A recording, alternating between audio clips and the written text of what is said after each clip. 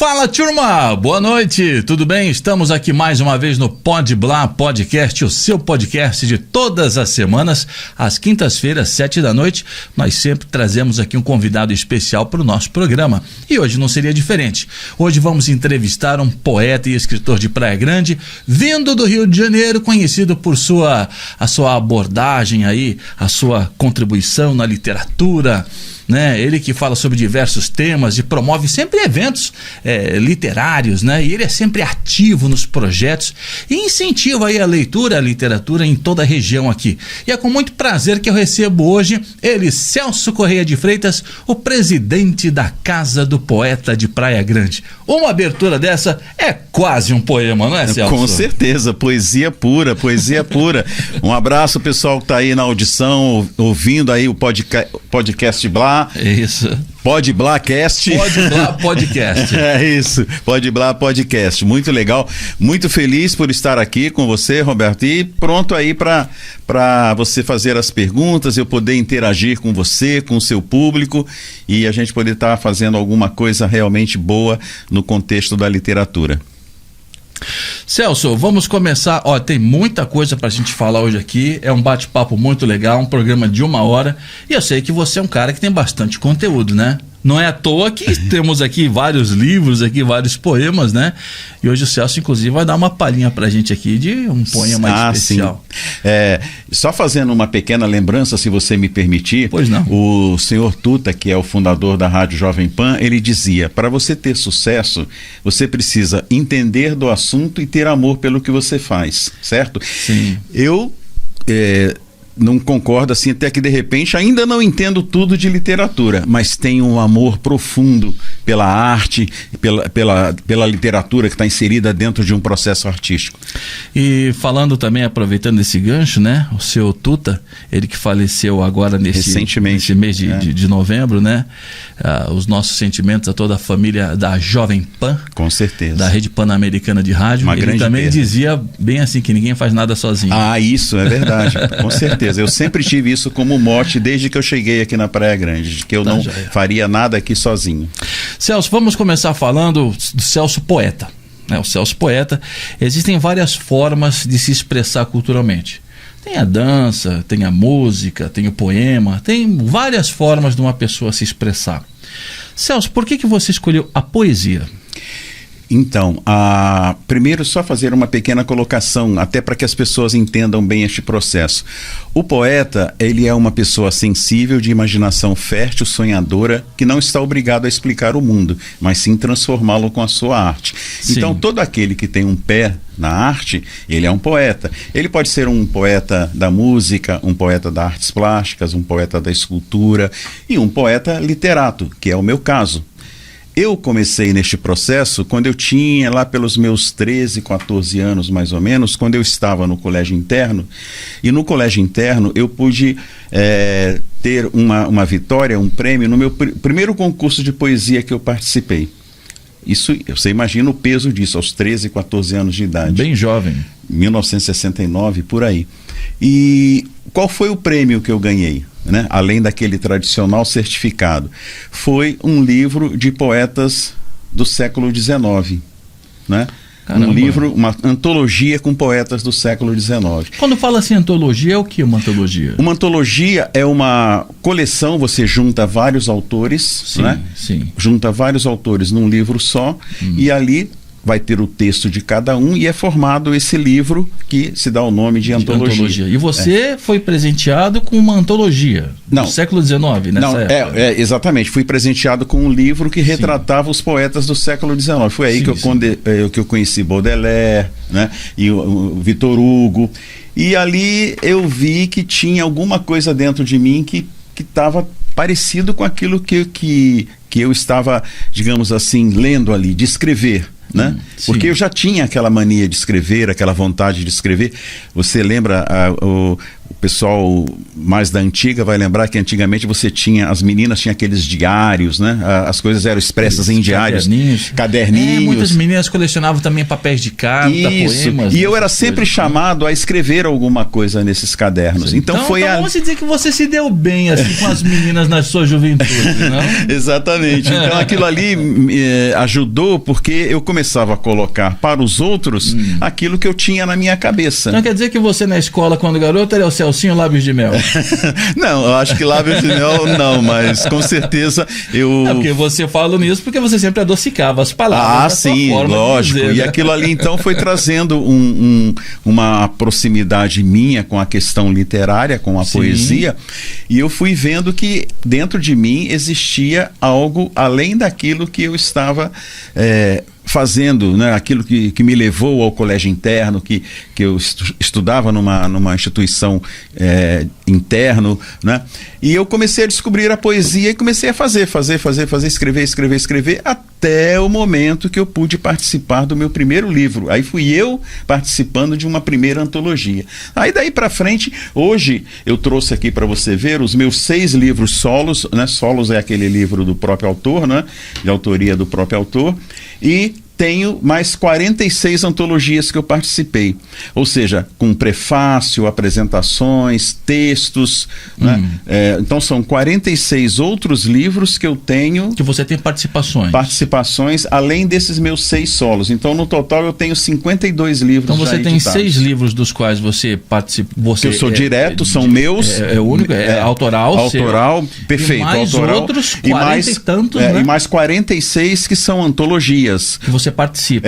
Ou livros que eu prefaciei, ou livros que eu apresentei, ou livros que alguma coisa eu participo dele, de alguma forma eu participo dele. Então sempre tem lá o dedinho do Celso lá para brilhantar sempre aí as obras e as antologias mundo afora. Celso, você está falando de antologias, de poemas, do seu trabalho todo, mas eu queria saber de você quais são os temas que mais te atraem quando você escreve uma poesia, porque existem poetas que falam sobre o amor, outros que falam sobre o abstrato, outros que falam sobre situações do cotidiano, que não deixa de ser poemas, né? Mas o que mais te atrai? Qual que é o tema principal?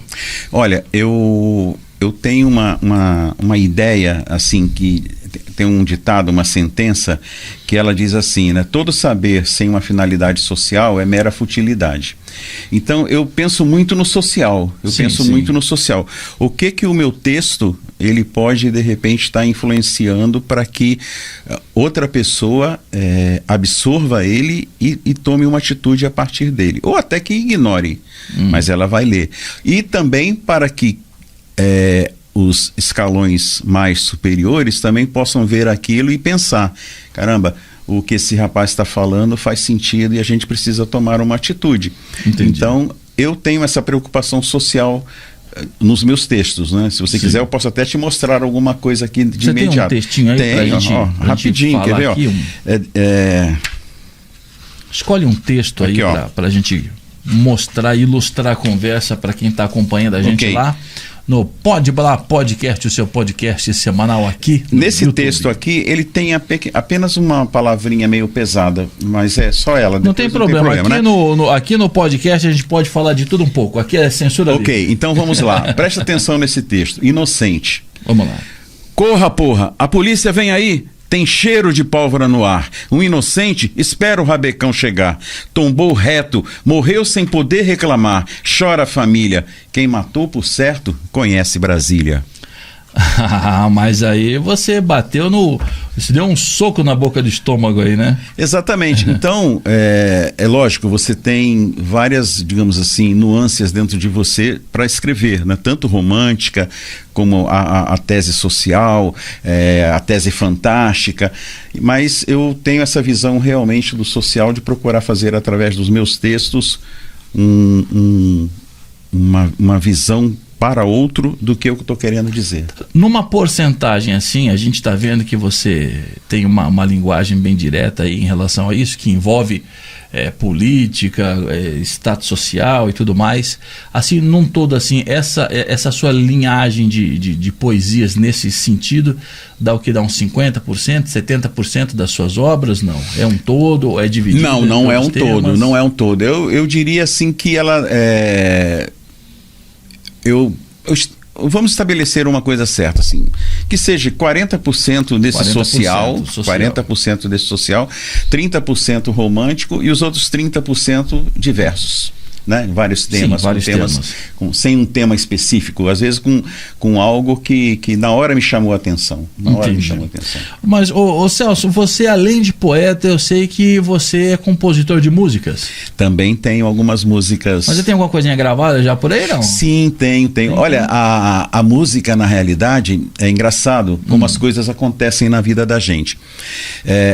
Eu sempre estive próximo à música, mas nunca fiz da música o meu primeiro caminho. Meu primeiro caminho sempre foi a literatura. A literatura. Sempre foi.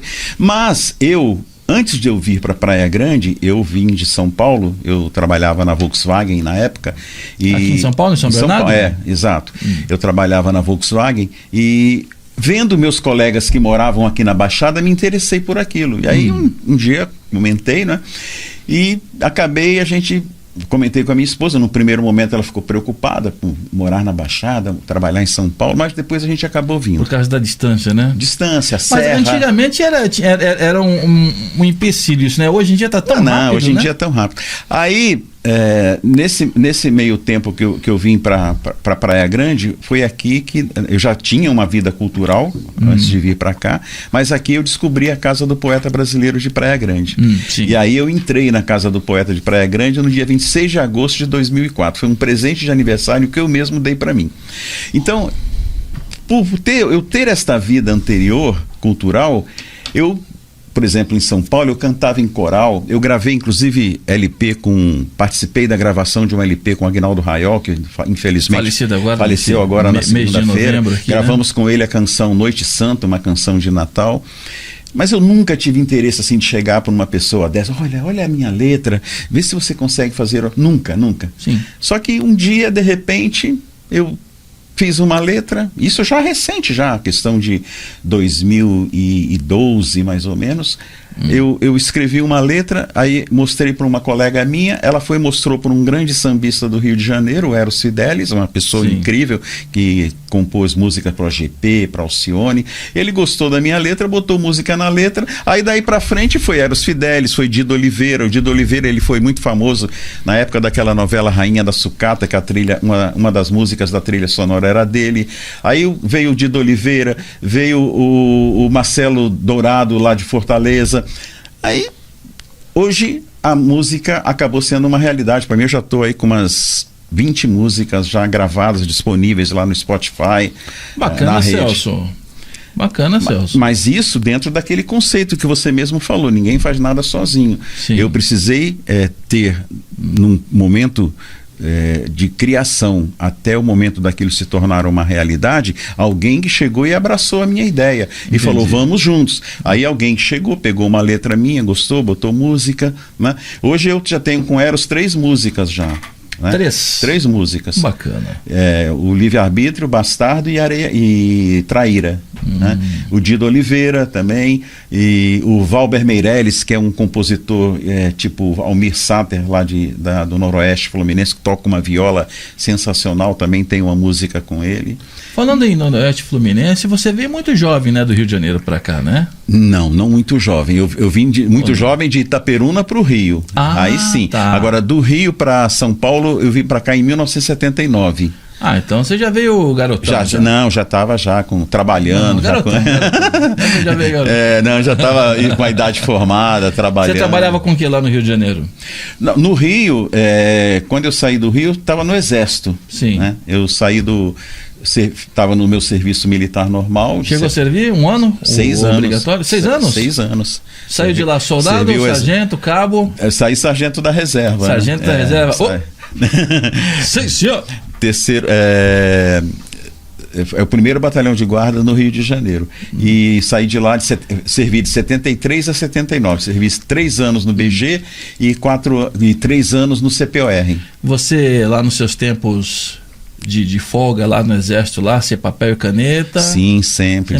Uma vez aconteceu até uma coisa muito interessante que é possível acontecer com qualquer um desses novos escritores atuais. Diga lá. Eu tinha uma pasta, eu colocava tudo numa pasta, bonitinho, guardadinho. Aí uma vez uma pessoa chegou para mim e falou assim: deixa eu dar uma olhada na tua pasta. Isso lá na tua época do Exército? Lá na época, digamos assim, de adolescente ainda, época, deixa eu dar uma olhada na tua pasta para mim fazer uma crítica, ver se...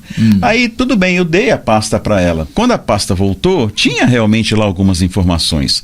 Boa para música, corrigir isso, corrigir aquilo.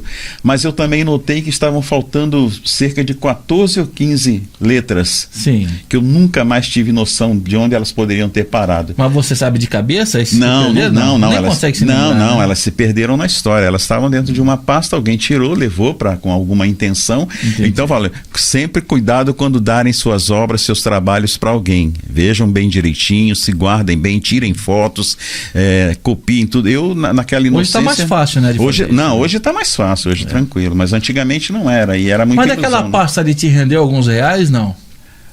Ela foi assim, ela foi assim uma experiência da primeira pessoa que olhou alguma coisa minha com um olhar crítico. Sim. Entendeu? Foi a primeira vez que eu tive alguém olhando algo meu com um olhar crítico, que colocou ali, boa para música, não serve para música, precisa corrigir isso, precisa corrigir aquilo.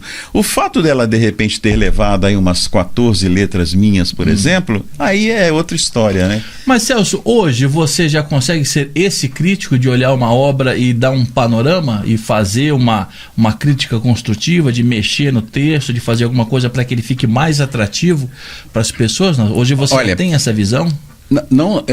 Eu tenho um ditado, um mote popular que diz assim, um mote meu que diz assim, eu prezo muito pela opinião das pessoas, e eu digo sempre assim: a sua opinião, se não inflar meu ego, vai corrigir meu rumo. Então, eu já tive texto meu que a pessoa falou para mim assim: Celso, não ficaria melhor dessa forma? E eu mudei, entendeu? Entendi que aquilo ali realmente a pessoa...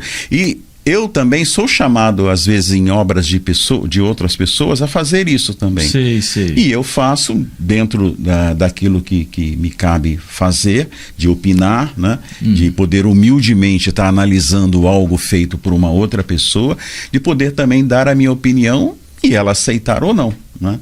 Entendi, Celso. Isso é muito importante, entendeu? É bastante, né? Saber ouvir. Né? Isso, exatamente. Saber ouvir e receber as críticas, né?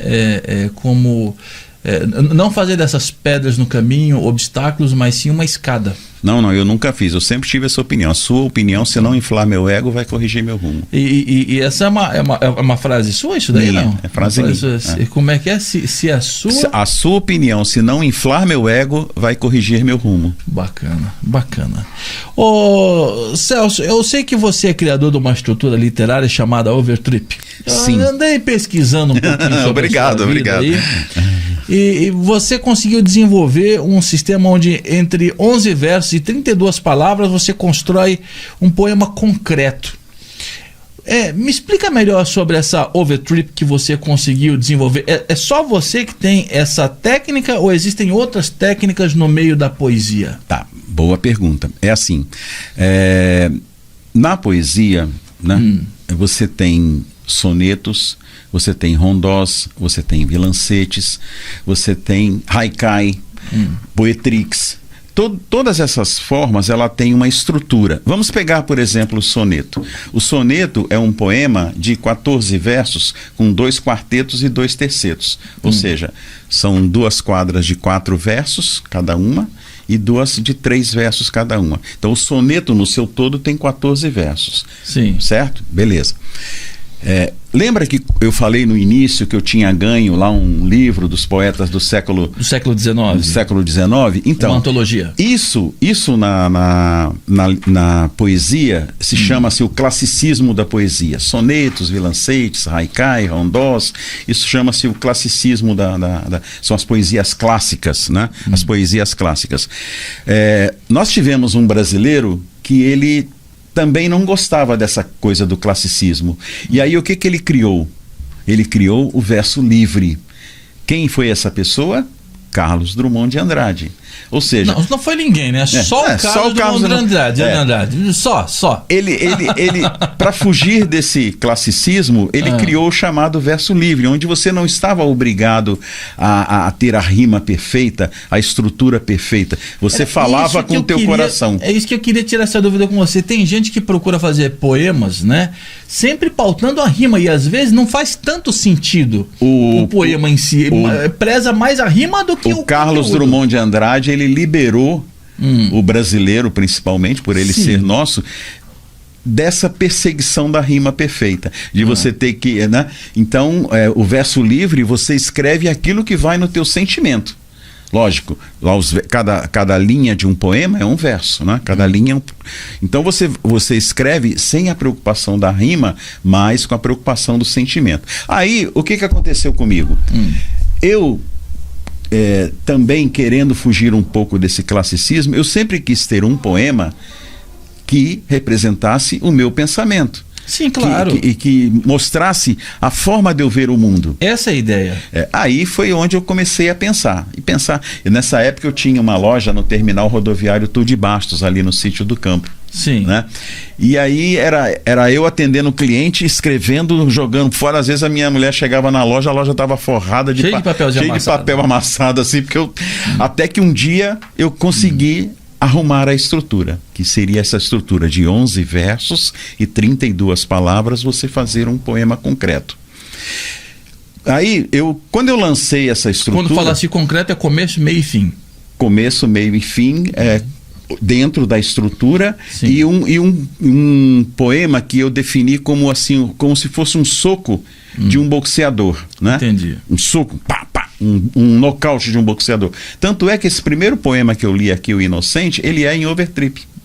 Então você vê, ele é um poema... Você tem mais um em overtrip? Tem, eu vou ler. Ele é rápido, é um poema rápido e preciso, concreto, entendeu? Entendi. Rápido e você diz o que você quer dizer ali naquele momento. Começo, meio e fim, resolveu o assunto.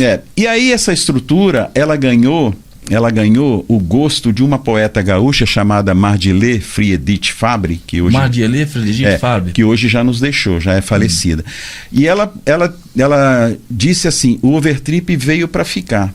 E ela se apaixonou tanto pelo overtrip que ela foi a primeira escritora brasileira a lançar um livro só em overtrip. Aí aconteceu a seguinte história. Na Feira de Livros de Porto Alegre, tinham 2 livros para ser lançado. Uma antologia com uma poesia minha em overtrip que tirou o primeiro lugar, e o livro da Mardilê, né? Bacana. Na Feira de Livros de Porto Alegre, para ser lançado. E eu fui lá, participei do lançamento do livro dela. Só que nesse meio tempo já tinham outros autores também escrevendo em overtrip, ganhando prêmios em overtrip. Hoje nós temos aí em torno aí, acho que de uns 30 a 40 overtripianos, que a gente chama. Ainda é pouco, a gente ainda vai atingir muito mais, mas já é uma coisa mais objetiva. Sim. Quando eu voltei de Porto Alegre, eu voltei pensando assim: Celso, não faz sentido você, sendo o autor da estrutura, não ter um livro em overtrip. Foi quando eu escrevi... Você lançou esse aqui. Livro. Foi quando eu lancei esse livro aqui. Deixa eu ver o nome desse livro. Overtrip, Revelando Você. CCF, que é o seu codinome na poesia. Artístico. Que é o Celso Corrêa de Freitas. E o overtrip é tão somente 11 versos e 32 palavras. Posso escolher qualquer um aqui? Pode qualquer um que você vai escolher, ele vai estar... Ciro da Viela, 1001, resignação. Deixa eu ver aqui. O calor abrasador incomoda, suplicamos chuva. É só chover, esfria. Outra reclamação, nunca estamos satisfeitos. Chuva, sol, frio, calor, tudo incomoda. O indigente segue feliz, sem reclamar do tempo. Assimilemos a lição. Isso aqui é uma verdade, né? Quando tá Então, sol, o cara reclama do sol. Quando tá frio, reclama do frio. Quando tá chuva, reclama da chuva. E deixa eu te contar uma coisa que você pegou bem. Foi muito bacana você ter pego esse texto. Porque esse texto aqui, na realidade, esse livro aqui, Overtrip Revelando Você, eu conto a história do Overtrip, mas ele não tem só overtrips meus. Ele tem overtrips de outros escritores. De outras pessoas também. E esse que você pegou é exatamente de um autor chamado Wagner Marim. Wagner Marim. Ele foi um dos primeiros também a ganhar um prêmio em poesia com o Overtrip. Agora, fazer uma pergunta para você, Celso. Você, assim, com toda essa brasilidade, com todas essas frases, essas palavras, pode até soar estranho o que eu vou te dizer, mas não caberia mais um nome mais brasileiro, mais para essa técnica, porque overtrip trip é viagem, over é como se fosse um fim, um game over, que acabou. Porque eu não me preocupei muito com esse sentido no contexto da palavra. O nome é bonito. Mas sim do significado. Exatamente quando a pessoa me perguntasse, eu já ter de cara para dizer para ela. O overtrip é simplesmente 11 versos, 32 palavras. Entendeu? É onde você vai construir o teu poema dessa forma. E um bacana também do overtrip é que a sonoridade dele acaba sendo musical. Então, eu já fiz até algumas músicas com overtrip. Tem uma, que já que nós estamos no Natal, que ela fala assim: estrelas cruzando horizontes, anunciando a paz, enfim, fecho os meus olhos para ver refletir.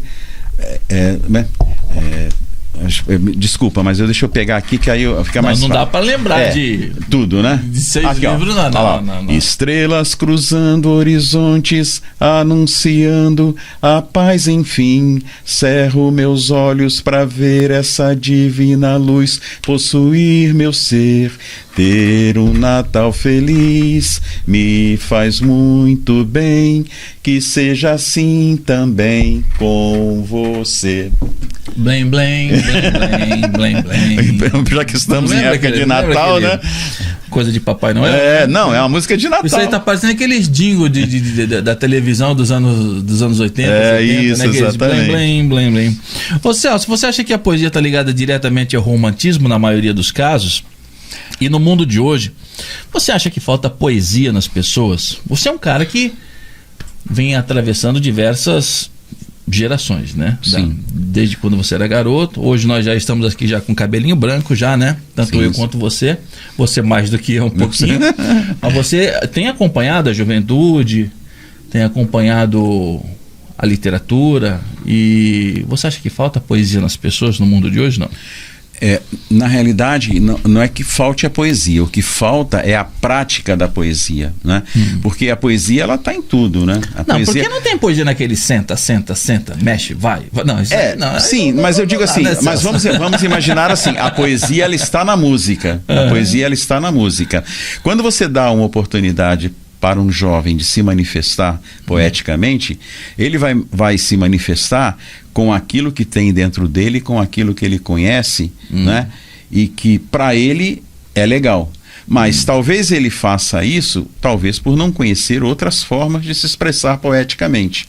Falta isso hoje no ensino fundamental? Falta, porque o peso de repente de você ter uma aula de música, de você ter um concurso de poesia, de você ter essa visão de algo além daquilo que você tem dentro de si, eu mesmo sou um exemplo disso, porque eu descobri a poesia num concurso de poesia. Sim. Né? Então, isso hoje, nós tivemos aqui na Praia Grande, alguns anos atrás, nós tivemos aquele concurso interescolar de poesia, né? Quantos jovens ali não se despertaram para poesia, essa poesia maior, mais ampla, a partir daquilo que eles tinham dentro deles, do rap, do hip hop, né? E vão começar a pensar, estudar a respeito e se tornarem grandes poetas amanhã. Se bem que o rap é a língua das ruas, né? Sim. E tem muito poema naquilo ali, e a periferia tem palavra, né? Então, quando você dá a palavra, voz, hein? Quando você dá a palavra para um jovem desse, ele coloca todo o sentimento dele, ele coloca a realidade do entorno dele, dele, da comunidade dele, ali frente a frente. É igual aquele teu poema que você abriu o programa, que é um soco. Um soco. Ele vai exatamente direto no âmago da coisa.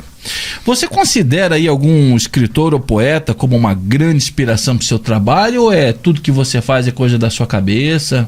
Ou você tem assim um norte, assim um cara que você fala assim, putz, esse aqui eu sou fã desse cara aqui, eu vou me pautar nessa linha. Não, eu tenho assim referências, como eu citei lá o Baudelaire, né, que foi um dos primeiros que eu conheci, o Carlos Drummond de Andrade, Machado de Assis, de livros que a gente lê quando... Só gente que não sabe nada, né? Mas hoje também eu tenho minhas referências também, como Sueli Ribella, como Cíntia Panca, né, como Carlos Cantoni, que são atores, digamos assim, escritores atuais, né? Mas eles têm o universo deles, a visão de mundo deles, e eu tenho a minha. Sim, claro. A minha visão de mundo, ela não se espelha noutra pessoa, mas ela admira outra pessoa, admira o outro poeta. É aquilo que eu falo sempre, que falta muito em nós artistas, que é a reciprocidade. Eu, como artista, eu procuro estar sempre curtindo o trabalho de um outro artista, participando. Eu só não vou a todos porque eu não tenho o poder da divisão, mas senão eu iria a tudo que é evento que eu fosse convidado, que eu pudesse participar. Então, Celso, mas é que assim, você tem assim como referência pessoas que você são seus ídolos, assim, assim, a grosso modo dizendo, do mundo da poesia, mas você também é ídolo de alguém. Tomara, será? Não é verdade?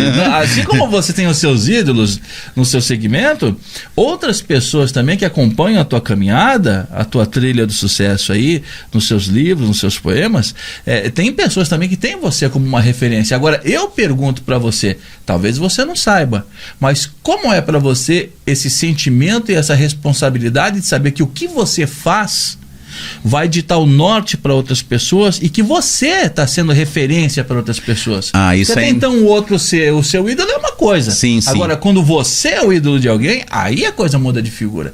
Para você, Celso, como que é isso? Isso é fundamental, cara. Isso, olha, você não tem ideia. Tanto é que eu falei aqui citei sobre Porto Alegre, né? Eu só consegui ir para Porto Alegre, porque do outro lado da linha tinha uma pessoa que, conhecendo o meu trabalho, um dia chegou para mim e falou: Celso, quanto você está precisando para ir para Porto Alegre? Aí eu falei: eu estou desistindo porque não vou conseguir ir mesmo e tal. Ele falou: não, você vai sim, você vai representando a nossa cidade. E ele bancou, digamos assim, praticamente bancou a minha ida para Porto Alegre para participar do lançamento de um livro em Overtrip e da antologia da qual eu participava e que eu tirei o primeiro lugar. Então, essa pessoa que está do outro lado, que lê o meu texto, que gosta de mim, que faz um comunicado nas redes sociais, falando sobre o meu trabalho, isso aí não tem preço. Isso aí eu não existiria se não fosse isso, porque senão eu ia morrer. Mas aproveitando esse teu gancho do que você falou sobre condições financeiras para poder estar visitando outros lugares e participando, não só levando o seu nome, mas também o nome da cidade da nossa região para esses eventos importantes da literatura, você não acredita que está faltando um incentivo, está faltando um patrocínio? As pessoas precisam entender melhor que o mundo é melhor com poesia e que a literatura salva e isso é muito bom para a vida do ser humano? Eu vou te dar um exemplo vivo. Na época da pandemia, eu estava com tudo pronto para ir para o Maranhão conhecer as minhas netas, a Elisa e a Cecília. Sim. Passagem comprada, tudo arrumadinho. Um dia minha filha ligou para mim e falou assim: pai, não é que eu não quero que você venha para São Luís, mas se você vier para São Luís hoje e não tiver um bom plano de saúde e cair no hospital público aqui, você está assinando a sua sentença de morte. Porque o negócio estava ruim lá, né? Estava ruim lá. E eu acabei não indo, pensando nas minhas netas, pensando em todas as possibilidades, não fui para o Maranhão. Isso as coisas, Deus faz as coisas da forma dele, né? Do jeito Sim. que o destino da gente é assim meio complicado. Eu conheci uma pessoa chamada Padre Hernani.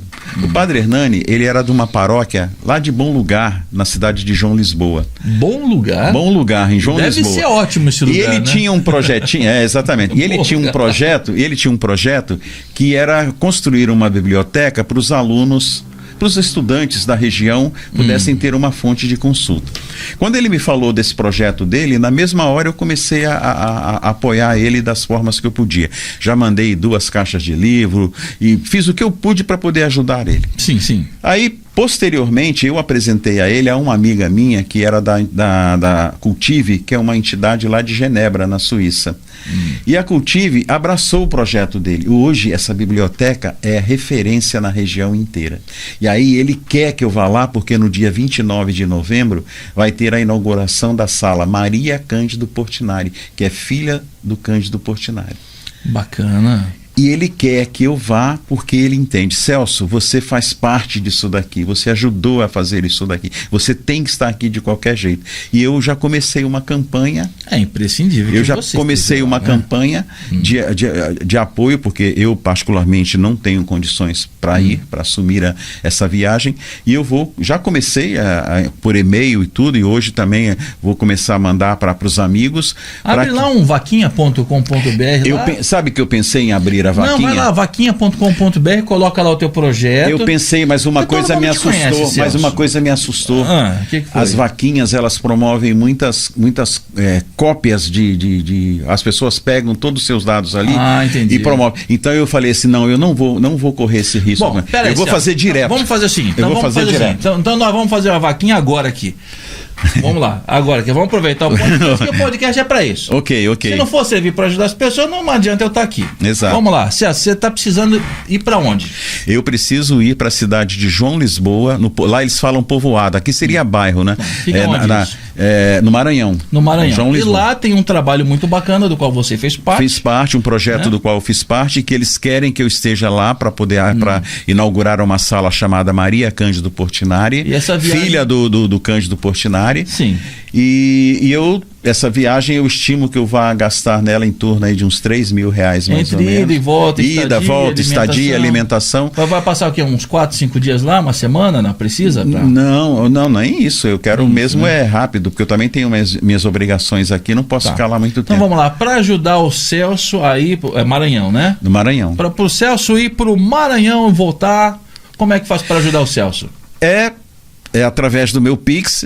Aquilo que você acha que poderia fazer para me ajudar, vai lá e deposita no meu Pix, no meu CPF 359-630-42704 e faz uma doação para mim. De novo. 359-630-42704 no Bradesco. Qualquer quantidade, qualquer valor, você vai estar ajudando o Celso. Vê lá o nome direitinho, é Celso Correia de Freitas. Celso Correia de Freitas. Faz lá, é Banco Bradesco, mais uma vez o número 359-630-42704. Eu ficarei eternamente grato a isso. E aí você vai estar contribuindo com o Celso para ele poder ir lá para o Maranhão, fazer essa viagem incrível e difundir o seu trabalho e difundir também a nossa região. E principalmente conhecer minhas netas, né? Que eu não acabei não conhecendo. Até hoje eu não conheci minha neta por causa da pandemia, aí passou aquilo tudo. Assim, as coisas vão acontecendo meio que tipo um vulcão, né? Eu acabei não indo, mas sempre alimentando que uma hora eu iria fazer isso. E se quiser ajudar também com dinheirinho pro presente para as netinhas também, não tem problema também, pode mandar que será. Obrigado, gente, obrigado mesmo. Eu aprendi uma coisa aqui nessa minha longa jornada de radialista, que trabalhei 25 anos no rádio e agora alguns anos como entrevistador aqui fazendo podcast. Se você não vive para servir, você não serve para viver. Então eu penso isso assim, é uma verdade. Então nós estamos aqui, não é um poema meu, né? Não é uma frase minha, mas se a gente está aqui no podcast, não pode ajudar um amigo, um entrevistado a realizar uma coisa que realmente é importante, então para que a gente está fazendo aqui, na verdade? É aquilo aquele que eu falei no início, né? Que todo saber se uma finalidade social é mera futilidade, né? Você tem à toa, né? Se você não faz alguma coisa pelo teu próximo, você tem ele à toa. Celso, toma uma aguinha aí, Celso. Você tá isso aqui, puxa o microfone um pouquinho, toma uma aguinha. Celso tá falando aí, ainda não molhou as palavras aí, tá gastando a garganta aí, isso, arruma o microfone direitinho, fique à vontade. Opa. Acho que você nunca foi no podcast pra ficar tão à vontade igual esse realmente tá muito bom mesmo. Pode podcast, aqui não tem edição, não tem corte, não tem nada, pega do começo ao final, errou, não tem problema, errar é humano. E então, posso dar um recado aqui? Agora. Pessoal da Casa do Poeta Brasileiro de Praia Grande, vocês não imaginam qual foi a minha surpresa de saber que essa pessoa aqui foi quem tirou a foto da nossa capa da primeira antologia. Foi, né? Foi. Nossa, quando ele falou isso, meu coração foi a mil. Mano. Eu tô diante de um personagem histórico para a Casa do Poeta Brasileiro de Praia Grande. Durante 15 anos. 15 anos de fotografia. Eu fui fotógrafo durante 15 anos, fotografei muitos casamentos, mas aí por gosto eu também via poesia nas imagens bonitas. Eu fotografei e fiz uma exposição em Lisboa, em Portugal, quando eu fiz a sessão Caverna do Diabo, que era lá em Eldorado, né? Fiz também, ganhei o prêmio Canon de fotografia em 2005 e 2006 consecutivamente. Winner March e Winner April. Em Lisboa também, em Portugal, que eu fiz uma foto de um pavão, o nome eu dei a foto de pavão misterioso lá no Orquidário de Santos, e uma outra foto eu fiz em Santa Catarina, como é que é o nome daquela praia muito famosa? Eu sinceramente não conheço. É uma praia muito famosa que fica, agora eu não vou me lembrar, é uma praia muito famosa lá do sul do país. Eu fiz uma foto assim com uma vegetação e o mar de fundo. Eu consegui fazer o incrível. Fotografei uma praia sem nenhuma pessoa. Nossa. Num pôr do sol incrível, com o vento balançando, umas folhagens. Eu peguei segundo lugar com essa foto. E também ganhei com uma foto que eu fiz do movimento Niemeyer ali em São Vicente, que eu fiz a foto São Vicente Brasil. Então eu tive vários trabalhos de fotografia que eu fiz. Eu não gosto muito de falar sobre essas coisas, mas a gente fala, as pessoas não acreditam, então eu nem falo nada, entendeu? Então, e aí eu tava parado aqui já faz um tempo na cidade, né? Já tava mexendo com outras coisas. Aí o Munhoz do Folha da Baixada, do Extinto Jornal, associado da Casa do Poeta, membro associado. Munhoz, queremos você aqui, já entramos em contato, já conversei com ele. Vem, Munhoz. Ele falou que vai vir para cá. E nós fizemos, ele me falou, pô, Robertinho, tenho uma capa de um livro que eu preciso fazer, não sei o que, mas que livro que é? Não, é um livro da Casa do Poeta, de uma antologia, não sei o que, beriri, barará. Aí eu fui lá no espaço do Igor Barchevski, que esteve aqui semana passada também, né? Grande Igor, aqui, entendeu? Nosso membro associado também. Então, e eu fui lá e fiz essa foto com a mocinha lá e mandei essa foto para a gráfica lá, eles fizeram todo um trabalho e tudo. E a capa, quem assina a foto sou eu, Roberto Prado. Roberto Prado. E isso me deixou... E você não sabia, né? Não, eu sabia que... não, eu não estava ligando ainda, não tinha ligado uma pessoa a outra, né? Então... Mas a arte é isso, né? A arte é o encontro, né?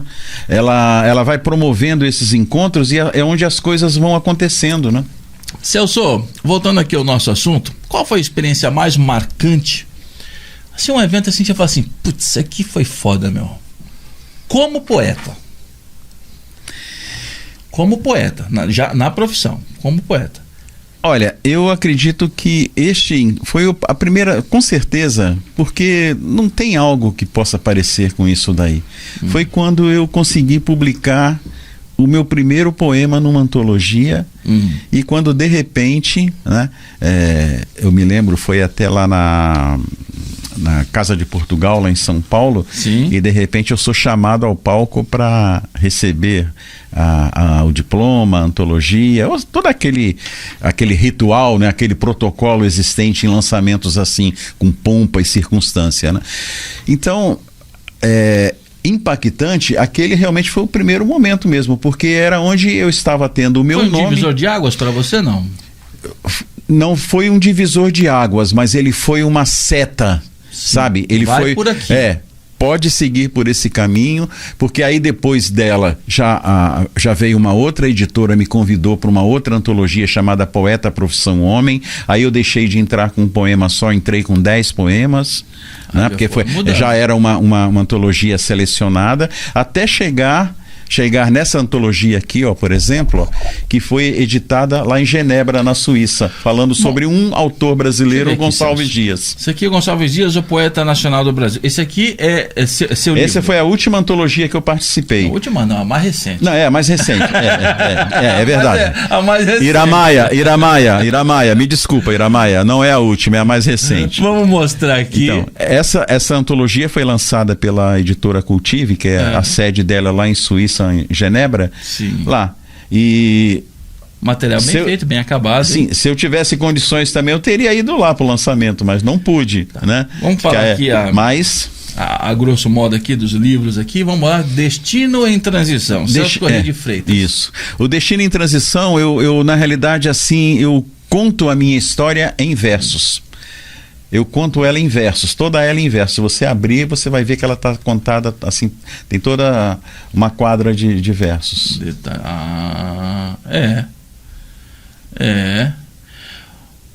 Eu conto ela desde quando eu nasci até o ano de 2000, mas quando eu vim para Praia Grande. Passando pelo Exército, só que tudo feito em versos. Tá aqui. Celso, vamos ver, tem mais. Esses aí são meus pensamentos, né? São aquelas... Então, sentenças com C. Então é um numeral, né? Exato. Por quê? Celso Corrêa de Freitas. Tá são aqui, 100 pensamentos, mas com tensão, sabe? Com aquela... Sei. Né? 100 tensas. Esse é o tipo de coisa que a língua portuguesa perdoa. Abre. Isso aqui é a língua portuguesa perdoa. Isso, exatamente. É autoral. Tem prefácio, conexão leitor-autor, explicando o título deste livro. 100 ou 100, um número inteiro. Mas você sabe que pode ser, terá escrito o número de 6 formas distintas. Caramba. No contexto do título, que você possa ter distintas formas de interpretações sobre cada sentença descrita. Ele, o 100, no nosso universo social. É comum usá-lo informalmente, substituindo a palavra 100, centenário, sem vergonha, sem cabimento, sem noção e sempre. E tensas remete principalmente a um desígnio, esforço, tendência, finalidade, propósito, ao que se pretende concretizar, estender, resistir, tender para. Tem bastante coisa aqui, né? Aí é o meu pensamento, como aquela frase que eu falei no início, né? Aí tem aquilo que sai da minha cabeça, às vezes eu acabo lançando como um pensamento. Bacana. Temos também aqui esse aqui é de crônicas. Aqui. Crônicas, confusão. Confusão. Dá uma certa confusão. Celso Corrêa de Freitas, o leitor passando do estado indiferente para o de interessado. Dá uma olhada no final, hein? A vida passa rápida, mas nunca despercebida aos olhos do cronista. Celso e o cronista, às vezes, vou te dar um exemplo do anteontem, eu estava indo para o terminal rodoviário Túlio de Bastos, quando de repente, bem assim, em frente à passagem das pessoas, tinha um caminhão estacionado de uma empresa, obstruindo a passagem. Aí eu não me conformei com aquilo, de ver aquele caminhão parado bem em frente aonde as pessoas passam. Aí eu tirei uma foto e mandei para a empresa lá, e falando para a empresa, numa crônica escrita, falando para que aquilo ali era um comportamento que não agregava valor nenhum a ela, né? E que por ali passavam cadeirantes, pessoas idosas, ou seja, aí na minha crônica eu mostrei para eles que aquilo ali estava errado. Hoje eu recebi o retorno deles pedindo desculpa, dizendo que eles vão rever os protocolos dele para os motoristas, para que eles não façam mais isso. Então, ao cronista, isso não passa despercebido, e ele acaba falando sobre isso, e isso acaba sendo resolvido. Celso Corrêa de Freitas, em contos. Aí são contos. Ou encontros, né? Encontros em contos. Você sempre tem uma pegadinha nos textos, né? Em contos. Aí são todos contos que eu escrevi. E quem achar que deve, que conte outro. Estamos aqui também com... Esse aí é o corolário de um copeiro factual. Isso aqui é você na capa, Celso? Sou eu. Na época que eu tinha minha lojinha lá no terminal rodoviário Túlio de Bastos. Bacana, tá aqui o livro de Celso. Celso passou um tempo aí escrevendo aí muita coisa aqui. E tem mais duas antologias para sair agora, né? Uma da Ira Maia, que Gratidão, que tá para ser lançada aí. Overtrip revelando você, que nós abrimos o programa aqui com um poema, Celso, um Overtrip, né? Que é um soco na boca do estômago. Agora, esses dois livros aqui que você vai mostrar, é como eu falei, eu prefiro às vezes trazer livros de autores da cidade para mostrar o trabalho deles e divulgar também o trabalho deles, porque amanhã, se você puder trazer, por exemplo, essa menina para conversar com ela, você vai ver a criatura humana profissional e competente que ela é, que é a Lindinalva. Ela tem um texto nesse livro. Bacana. Deixa eu falar desse livro aqui. Empresários empreendedores. Porque tem empresários que se acham empreendedores, né? Então é uma coisa bem distinta uma da outra. E a Lindinalva, que é membro associada da Casa do Poeta Brasileiro de Praia Grande, tem um texto nesse livro muito lindo, muito interessante, né? Que pode ajudar bastante pessoas nesse contexto. É planejamento estratégico, planejamento tático, planejamento operacional. Fala bastante coisa aqui, hein? Sim. Pontos fortes, pontos fracos, oportunidades, ameaças. E ela está num crescendo muito grande, ela está dando palestras, entendeu? Então é um nome que precisa ser enaltecido. E tem aqui esse Bala Perdida. Veio do Rio de Janeiro, não? Não, é o Hermes Casimiro Dias, ele é aqui da Praia Grande mesmo. O filme Bala Perdida, o livro. O livro Bala Perdida, que está aqui, do Casimiro Dias, que o nosso amigo Celso Corrêa de Freitas trouxe aqui. Aí estou trazendo para ti, aí você... Tá bom. Deixa aqui, que eu gosto de ler nos finais de semana. Esses dois são para você. Eu gosto de ler nos finais de semana, fico entretendo a cabeça e fico enriquecendo o meu vocabulário. Celso, nós falamos, mas não falamos da Casa do Poeta. Falamos do Celso, o poeta, né? A pessoa... Agora, além de poeta, você também é presidente da Casa do Poeta de Praia Grande. Me fala mais sobre essa sua atribuição cultural que você tem. Além de poeta, chega a ser mais administrador do que poeta? Chega a ser mais administrador do que artista? É o burocrático? Como é que é esse negócio? O presidente, não falava do poeta, vamos falar do presidente. Ok, na realidade eu me considero como um manutentor, né? Eu promovo a manutenção de um sonho. Sim. E qual foi esse sonho? Foi um sonho lá numa época em que Praia Grande já começava a apresentar um construtivismo enorme, né? A cidade praticamente recém saída de São Vicente, porque ela deixa de ser bairro de São Vicente em 19 de janeiro de 1967 e em 19 de março de 1976 uma artista da nossa cidade, Graziela Dias Sterck, não se pode falar na nossa cultura sem citar o nome dela, pega o sonho de um poeta gaúcho que se chamava Nelson da Lenita Fachinelli, que tinha sonho de criar Casa dos Poetas pelo Brasil inteiro, e ele funda primeiro a de Porto Alegre e depois ele vem aqui para nossa região a convite da Graziela e funda a Casa do Poeta Brasileiro de Praia Grande. Praia Grande, que é a segunda do Brasil. Segunda, ele, o Aristeu Bulhões, grande poeta brasileiro na época, o Fábio Montenegro, grande poeta santista na época, e outro, um naipe de artistas da cidade, que não tinham aonde se manifestar. E ali, de repente, surge a Casa do Poeta e ela passa a ser a trincheira cultural da cidade. Basicamente, há quantos anos isso? 48 anos, né? Foi 19 de março de 1976. Então, 48 anos. O ano que vem aí... ela já está 49 e em 2026 já vamos por 50 anos. Meio século de existência culturalmente na cidade. E aí quando eu chego na Praia Grande em 1996, eu até já tinha dito, porque eu já tinha uma vida cultural em São Paulo, né? Sim. Mas quando eu cheguei aqui eu passei a ser comerciante, tinha uma lojinha de artesanato lá no terminal rodoviário Tude Bastos, no Imperial, bairro Sítio do Campo. Sim.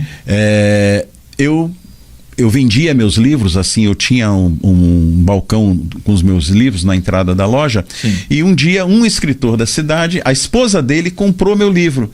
Ela comprou meu livro quando ele estava lá esperando ela na plataforma. Sim. E ela comentou com ele, olha, encontrei esse livro ali do rapaz, comprei e tal. Ele voltou lá na loja e falou para mim da existência, Carlos Eduardo Rodrigues Bonito. Ele falou para mim da existência da Casa do Poeta. E aí que você passou a conhecer? Foi aí que eu entrei na Casa do Poeta, entrei no dia do meu aniversário, foi um presente que eu me dei, 26 de agosto de 2004, né? E até que eu tive as condições de chegar na posição de presidente. 26 de agosto aqui é virgem? Virgem. É. O ruim do virgem é que nasce virgem e morre virgem. É verdade, não tem como mudar, não tem como. Mas às vezes a gente tem que ser leão, né, meu? Então... Às vezes a gente tem que ser leão, precisa ser leão. Então aí por isso que eu falo assim, eu mantenho um sonho de uma entidade que tem uma história dentro da cidade, entendeu? Ela nasceu de um sonho de alguém, se avançou no tempo e hoje ela avançou num tempo em que ela era absoluta. Você tinha esforços desse ou daquele artista dentro da cidade. Posso citar, por exemplo, aqui o grande Rodrigo Marcondes, que tinha o teatro, que fazia teatro na cidade, mas eram coisas assim individuais. Entidade mesmo era a Casa do Poeta, onde as pessoas buscavam para se apresentar. Hoje a cidade está num pulsar cultural muito forte. Ela já tem campo para várias entidades culturais e isso está surgindo aos poucos. Mas a Casa do Poeta, historicamente, ela é essa trincheira cultural. E é esse legado que eu procuro defender, porque que nem o seu Tuta falou lá, que você tem que, para ter sucesso, você tem que estar entendido no assunto e amar o que faz. Eu amo a Casa do Poeta Brasileiro de Praia Grande. O seu mandato lá enquanto presidente, ele é renovado? De 3 em 3 anos. De 3 em 3 anos. Já está há quanto tempo lá? Eu tô desde 2007. Tive algumas... saí algumas vezes, o Casimiro já foi presidente, outras pessoas já foram, mas aí de repente eu acabo voltando. Bacana. Assim, quais os eventos assim de relevância que a Casa do Poeta já ou sediou, ou patrocinou, ou participou, que se envolveu? Olha, na história cultural da cidade, basicamente a Casa do Poeta ela se envolveu em todos.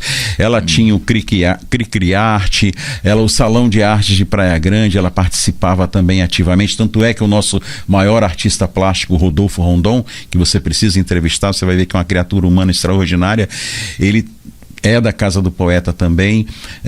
Hoje nós temos a Roda Literária, onde a gente foca muito a questão da literatura, né?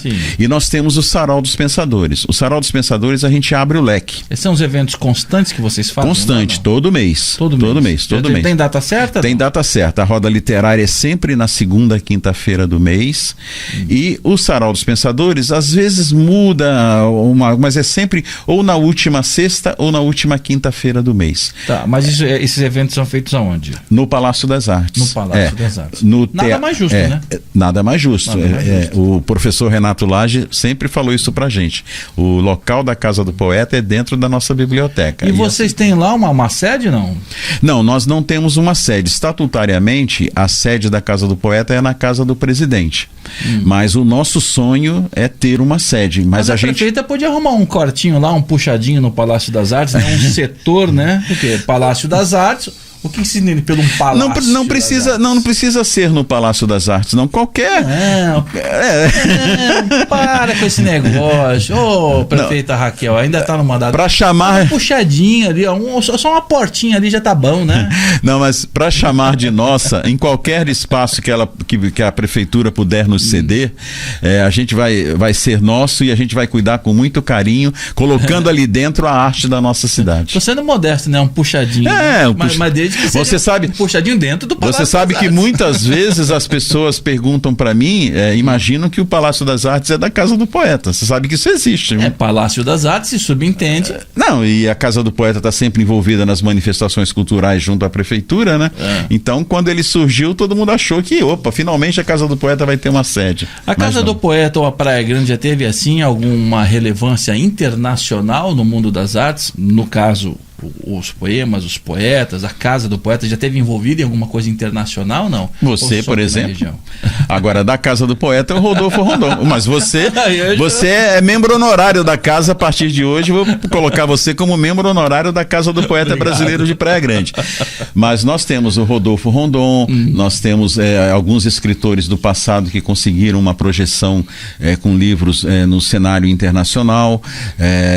Então, os valores, né? Porque nem, por exemplo, o Igor Bartchevics mesmo, o começo dele artístico aqui na Praia Grande, a Casa do Poeta deu todo o apoio possível a ele, como em muitos outros também. Então, é exatamente essa porta aberta para o artista novo, que precisa ganhar experiência, que precisa se mostrar, e aí ele pensa, puxa, acho que eu vou lá no Sarau dos Pensadores. Mas eu continuo achando, Celso, que a prefeitura devia ter um espacinho para vocês, um espacinho físico ali, onde vocês possam fazer a agenda de vocês, de eventos. Eu sei. De todos os tipos. Eu sei que isso é complicado, é uma coisa complicada, mas não nego, se acontecer, será muito bem recebido, muito bem usado, muito bem cuidado.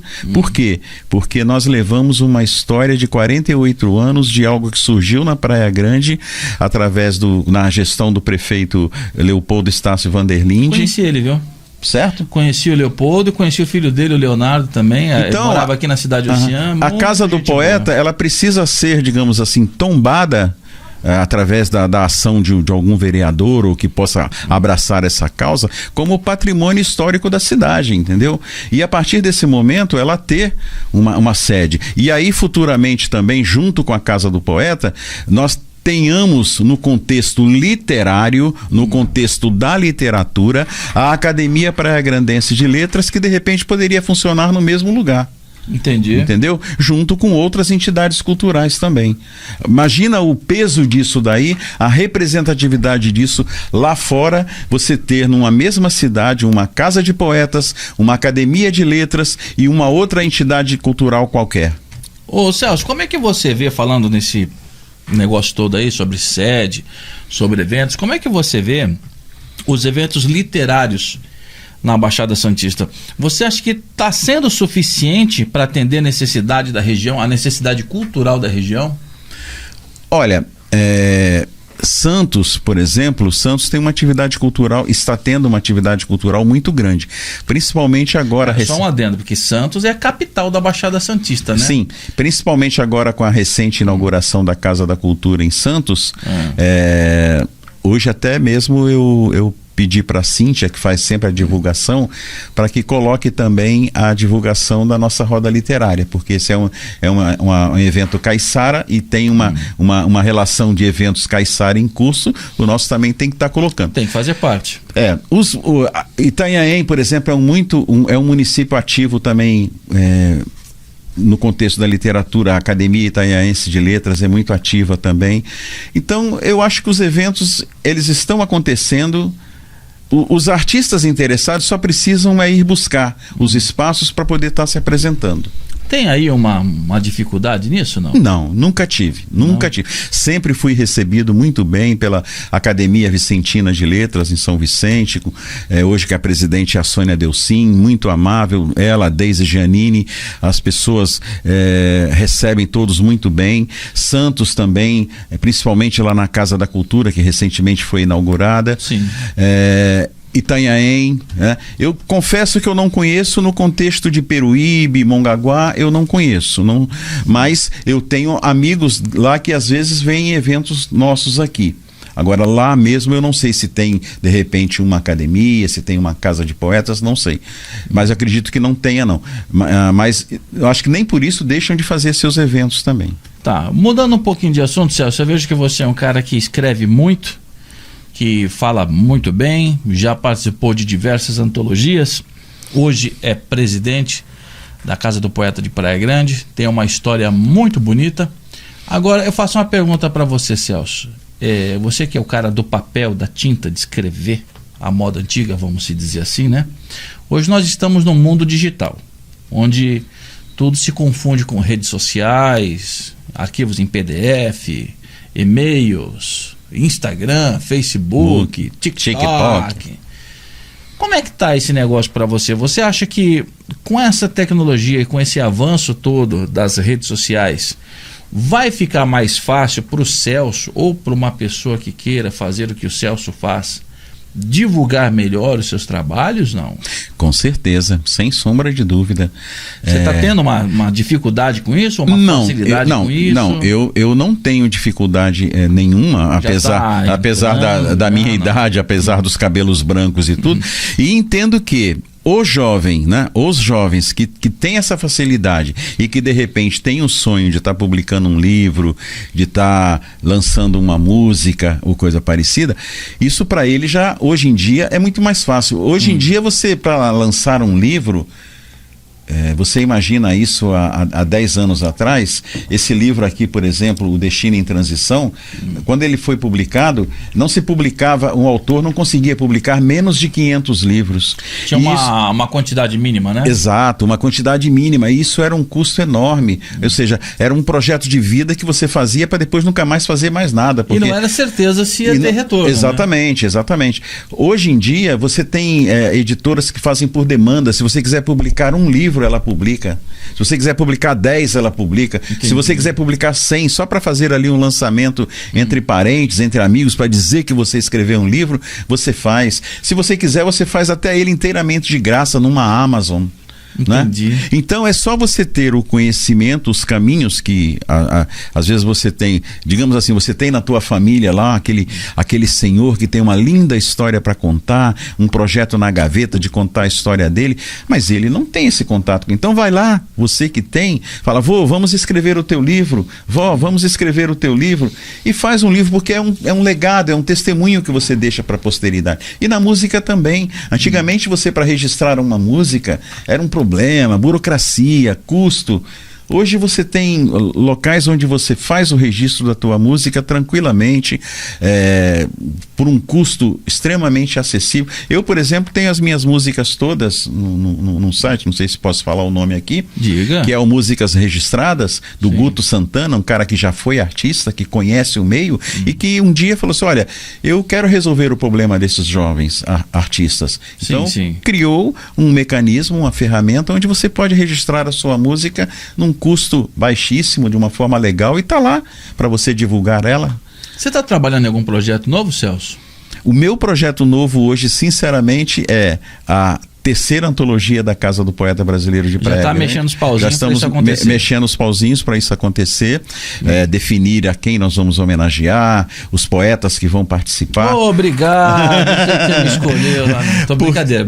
Porque a antologia da Casa do Poeta, ela não é uma antologia, digamos assim, ela tem todo um conteúdo, um baú de história a ser colocado dentro daquela antologia, né? Sim, sim. Então ela precisa ser tratada realmente com muito carinho. Então semana que vem nós já vamos ter uma reunião pensando nisso, para ser tratada com muito carinho, para lançar a nossa terceira antologia.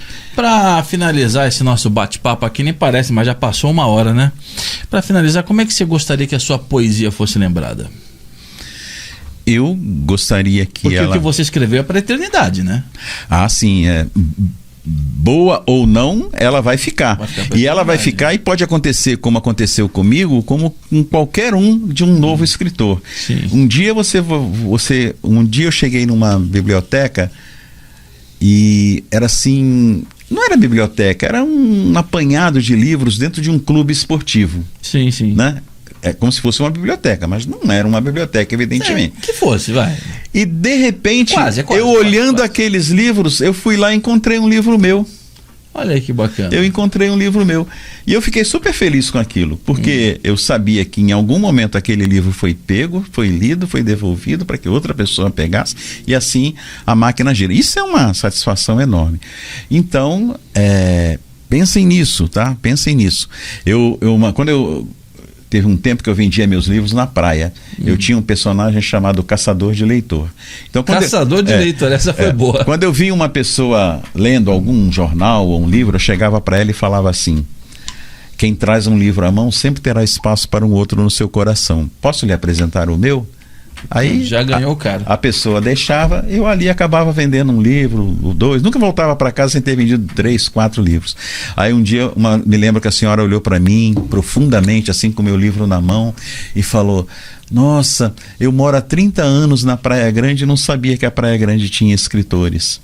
Aí eu falei para ela: mas tem sim, senhora, bons escritores. Mas também é uma casa do poeta também, né? Então, eu acho que temos que buscar esse sonho, né?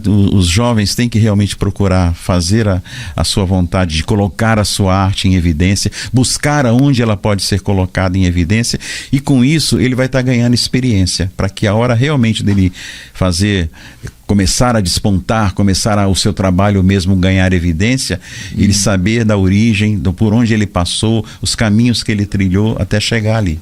Celso, se alguém quiser adquirir algum dos seus trabalhos, algum dos seus livros, onde encontrar? A Amazon. Amazon.com. É só chegar lá na Amazon.com, colocar Celso Correia de Freitas e já aparece lá. E vai aparecer a lista dos livros lá. Bacana. E se quiser falar comigo também, conversar comigo, o meu telefone é 98 189 5119. De novo.